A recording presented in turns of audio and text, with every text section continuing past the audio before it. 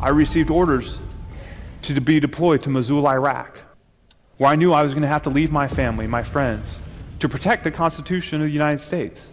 And coming home and tell my beautiful bride of only a few months that I was leaving, I remember her asking me, well, do you really have to go? And it was times like that that I had to really think, am I here for a reason? Am I here for a purpose? It was actually our 1-year wedding anniversary, and Scotty called me at 11:50, so he made it right before midnight to wish me a happy anniversary. And as he was getting off the phone, he said, goodbye, I'm heading to lunch.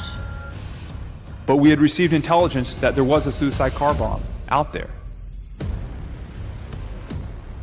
The terrorists attacked us every day. Being deployed 6 months, I was in front of a suspicious vehicle. Well, I knew the best thing to do was to not allow him to escape. He looked over his left shoulder, raised his hands off the steering wheel, then boom, my world went black. Yahoo newsfeed pulled up a Mosul mess hall bombing at lunchtime, and immediately I got sick to my stomach. I went and turned on the news, and sure enough, someone had came in and blown themselves up. From Iraq, a horrific suicide bombing near Baghdad ripped through a busy market on Thursday. And I wrote in my journal that it was the worst day of my life. I had no idea of what was yet to come. The President of the United States of America has awarded the Purple Heart to First Lieutenant Scotty Michael Smiling, United States Army, for wounds received in action. It was once I began to realize something happened to me, I lost my eyes and really understanding I'm not in a dream. This is a nightmare.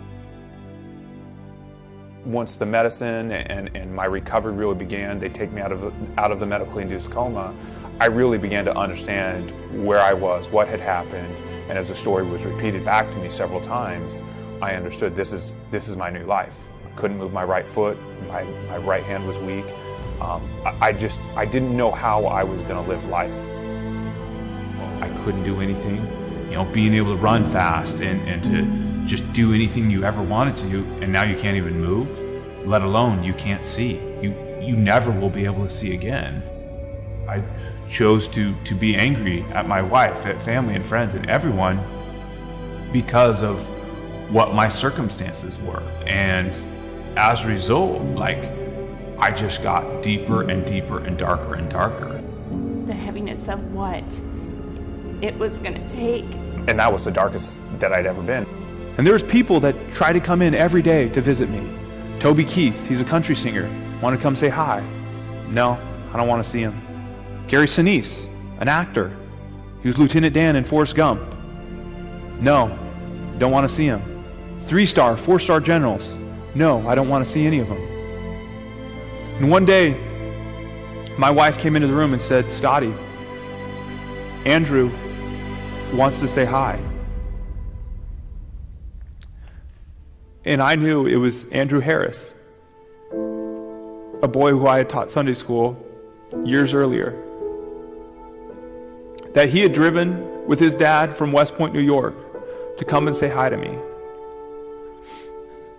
That I realized that I could still live life, that a little boy still looked up to me, that people, and that God could still use me in an amazing way.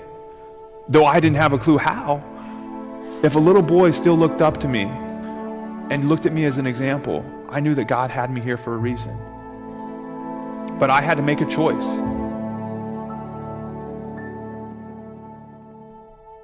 It was a brief moment of brightness, and in that moment, my gears started turning.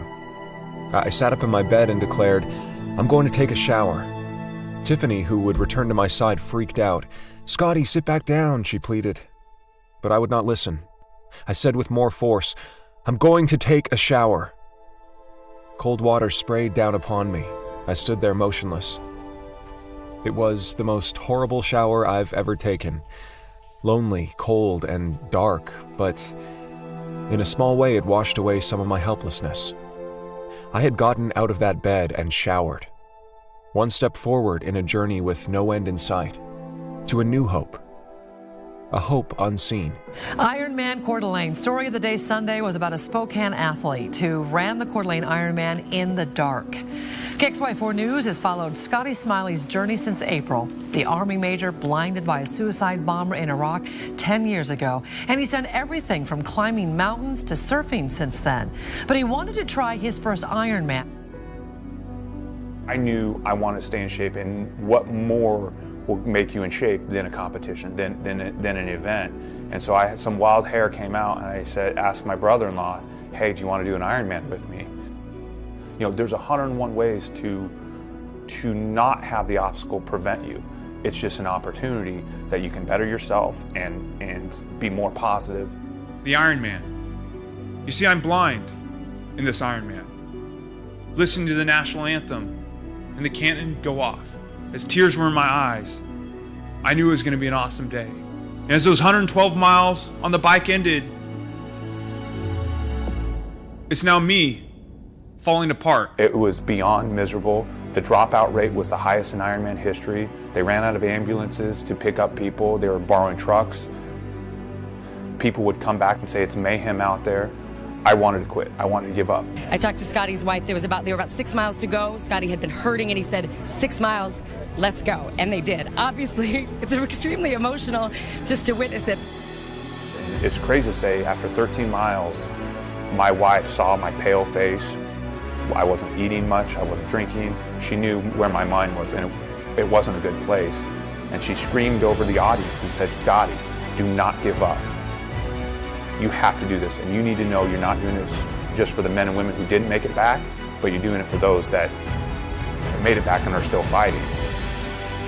He can't see them, but you know he feels it. This crowd in tears and on their feet, making sure he hears those words one more time. Major Scott Smiling, you!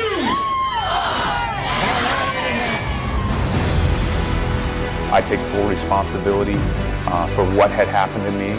I still wouldn't change a thing, because there's so much I can do, and there's so much that I can give back and make this world a better place. I always like to say, like, well, Scotty has a vision. You know, something was taken from him and us, but then something was also given back, and it's a beautiful vision of our world in a whole different perspective. Do what you are doing to the best of your ability, no matter what obstacles. Surround yourself with men and women that support you, that don't detract you, no matter what you're faced with, that you still live a purposeful life.